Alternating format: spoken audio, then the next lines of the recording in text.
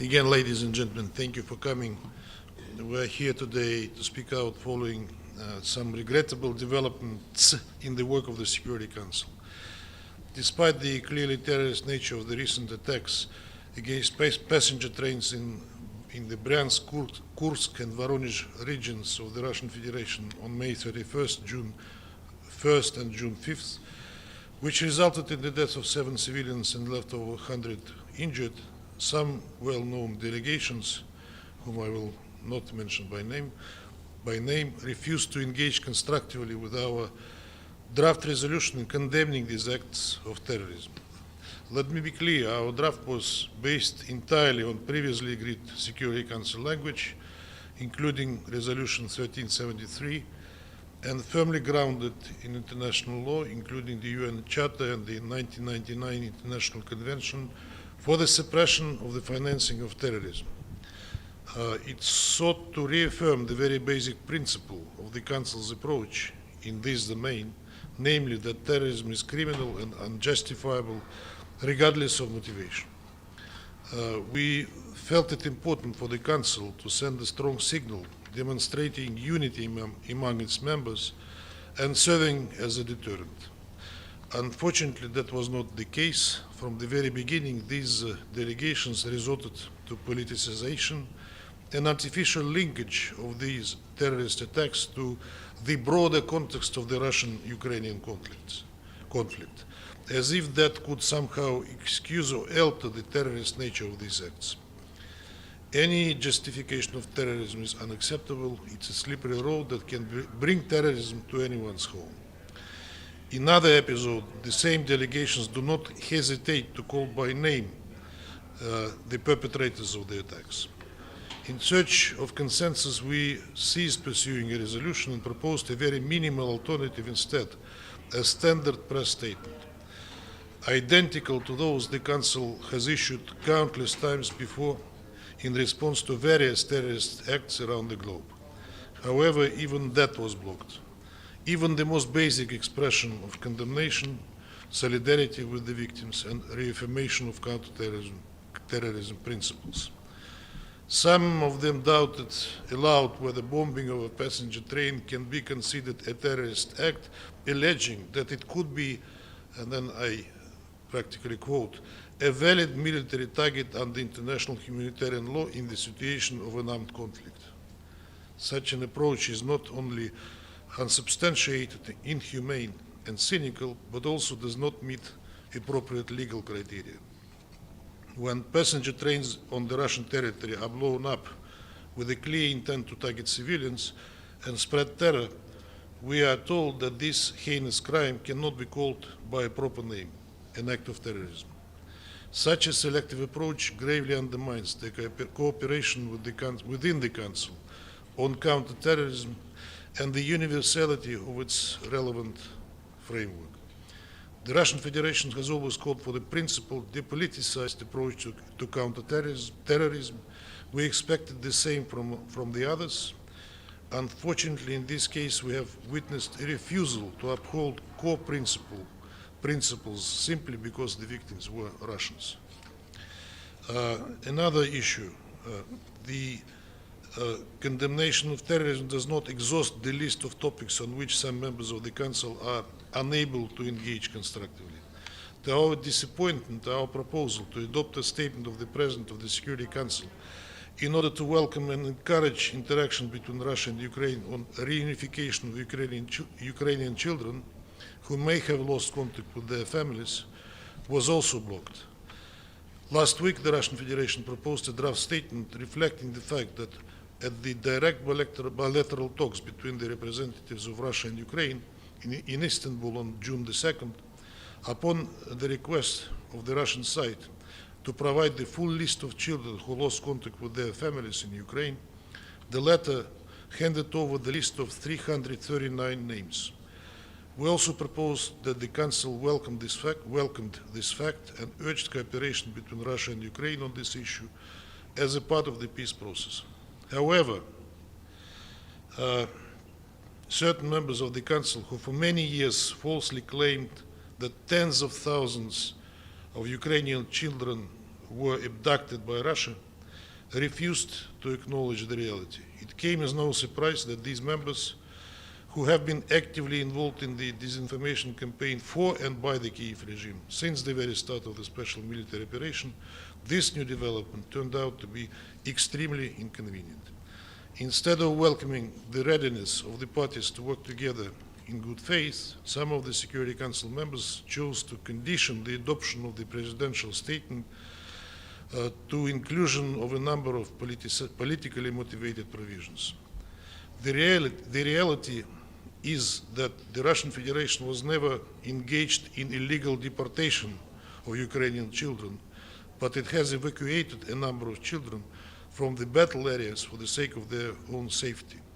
Some of them lost contact with their relatives who have constantly worked to re-establish it and will continue to do so.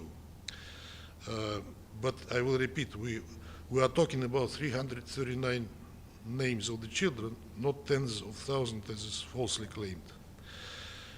Now the Ukrainian list is already under conscientious scrutiny by our relevant authorities, who are ready to keep working tirelessly to restore family ties. With this in mind, we cannot but regret the missed opportunity for the Council to finally engage in a meaningful way in the resolution of the Ukrainian crisis. I thank you. Ronnie from WION. Thank you very much. Pamela Paul from U.S. News and World. Thank you, Ambassador.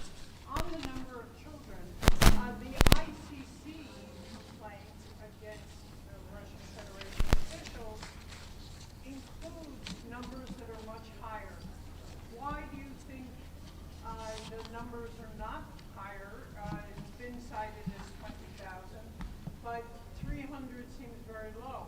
Will that move forward even though President Trump did cancel the next round of peace talks? Thank you. That is indeed a strange contradiction, and I was mentioning that when I spoke. The so-called ICC is talking about tens of thousands of abducted children. We hear the same numbers from our Western colleagues and from Ukrainians themselves, but all they can come up with was a list of 339 of those that we will try to identify. And the process goes as follows. The children are evacuated from the war zones, and the contact between them and their relatives in Ukraine, if they have those, we try to establish them, and if there are relatives and the children express clear wish to return to them, we make that happen. Others, some of them are orphans, some of them do not have relatives there, but the main message is that whoever of these children were evacuated from the war zones, they were not abducted, they were brought to safety, and we are trying to save lives, sometimes at the expense of the lives of those those soldiers on the battlefield who evacuate them. And will that go on despite the... Yes, we said we'll continue, yes. Thank you, Mr. Ambassador. My name is Susan Tehrani from WION. I was wondering if... From where? From WION, India's international network. My question is, can you confirm or deny whether Russian officials have offered or made arrangements to facilitate the evacuation of any Iranian government official should tensions rise, and welcome them to Russia? And also, would Russia be open to such? I can neither confirm or deny it. This is the first time I hear that. Ambassador, Stacey Foster, ITV News. Vladimir Putin told Donald Trump at the weekend that he was ready for peace talks. Was he lying? For peace talks on what? On what? On Ukraine. Was he lying? We never said we were not ready for the peace talks. The last talks, the last round happened in Istanbul on the 2nd of June. As far as I know from what our officials were saying and what Ukrainians were also referring to, that the next round will take place end of June. But we've seen a 9-hour attack last night. Tens of people dead. Tens of people dead. Mr. Ambassador. We are not striking civilian targets. We are not striking civilian targets, unlike the Ukrainians, who do not aim at that. Can I answer, or will you be asking me all the time? We are not striking civilian targets. We are striking the military objects and the critical infrastructure that feeds into the war and feeds into the Ukrainian war machine. Ambassador, on Iran and Israel, last night President Trump tweeted that all of Tehran should evacuate. Has the United States indicated to Russia what might be coming? Why did he issue that warning? No, he made that statement without consulting us first. And is Russia aware of any plans for any high-level meetings between Iran and US officials? There should have been another round of talks on the 15th of June, as you know, but it was preceded by this attack by Israel on Iranian nuclear sites, and then the outburst of the escalation of the hostilities, which risk to turn to all-out war. Iranians are not now, I understand them, in a position, to negotiate anything while these events are happening. But President Trump said today that he would encourage, or rather instruct, Vice President Vance and then his envoy Steve Witkoff to try to contact Iranians in an attempt to continue this process. Thank you, sir.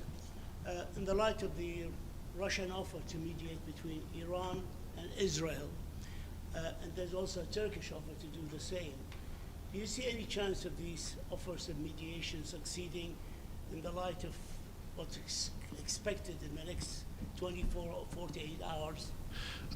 The offer was indeed made, both by President Putin and by President Erdogan, but I don't see any appetite for mediation on the part of Israel, at least at this time, neither in 24 or in 48 hours. But these hostilities, this thing should be stopped because it has absolutely unpredictable consequences.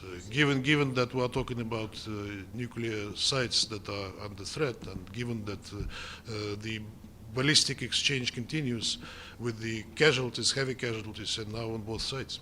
But you think about Israel, not Iran.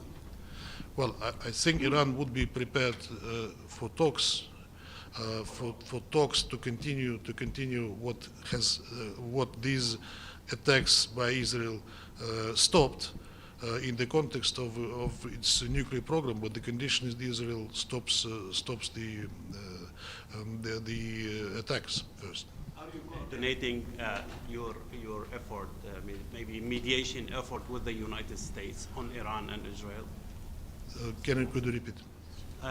Nabila Bisab, Al Arabi TV station. Are you coordinating your mediation efforts between Israel and Iran with the United States? There was a conversation between President Putin and President Trump the other day, and President Putin said that we are ready to do what we can to facilitate. That was said directly to President Trump. So in that sense, yes, we are coordinating, but we don't have any mediation efforts on the ground. Mr. Ambassador, on the Israeli-Iran conflict going on now, Russia, of course, has good relations with Iran and reasonable relations now with the United States. We have good relations with Israel too. With Iran. How concerned are you that not only this could escalate into a wider war, but into a nuclear war? Well, look, the pretext for the strikes is alleged Iranian military nuclear program, which nobody was able to confirm, including the IAEA. There are outstanding issues between Iran and IAEA, but first they are minor, and the IAEA cannot testify that Iran is developing, say, a nuclear bomb. But there are outstanding issues that were subject of inspections, of talks between Iran and IAEA, and that one day or the other should have been resolved. But it suddenly stopped with these attacks, Of course, there is a danger of at least nuclear leakage, because Israelis are bombing the nuclear facilities. Natanz was bombed. Fordo is under threat. There is a nuclear power plant that we help, what we are basically building for the Iranians in Bushehr. So the risk of at least nuclear, how do you call it, fallout, загрязнение, radiation, yeah, is there. What regards nuclear war, God forbid, of course. Iran doesn't have a bomb. It claims so. It said it is against the laws that they established themselves. But the level of conventional exchange is so high that, of course, it risks a wider confrontation, and that it conflagrate the whole Middle East. And that is a real risk. And that is a risk not just for the region, because it's already a geopolitical thing. What do you see as the implications for the world if the United States actively comes out supporting Israel? United States are supporting Israel right now. I mean, by supplying weapons in particular, and politically too. I understand your question whether U.S. will be involved militarily. I hope not.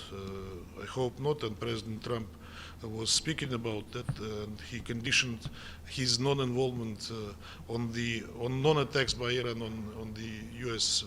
military facilities. I hope that will stay that way. We have enough confrontation already. One last question.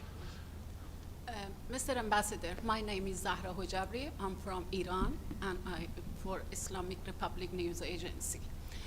Will Russia take any specific actions to stop Israel's attacks on Iran? What do you mean by specific actions? For example, talks speak again to President Trump, because he said he doesn't interested to ceasefire, and for example, Mr. Putin talks to Benjamin Netanyahu. Yes, he talks to everybody, but I mean, additional steps. We are doing what we can in the situation, but in order to make people tango, they need to agree to dance tango. So far, we don't see. Specific action in Security Council. Look, we had a briefing on last Friday where we were quite unequivocal at what is happening. Us in particular, we called for the meeting on the request of the Islamic Republic of Iran, supported by some other council members. Then we have consultations where we tried to pursue a product by the council, which we failed. I don't think I have to explain to you the reasons why. Thank you. Thank you Thank you very much. Thank you.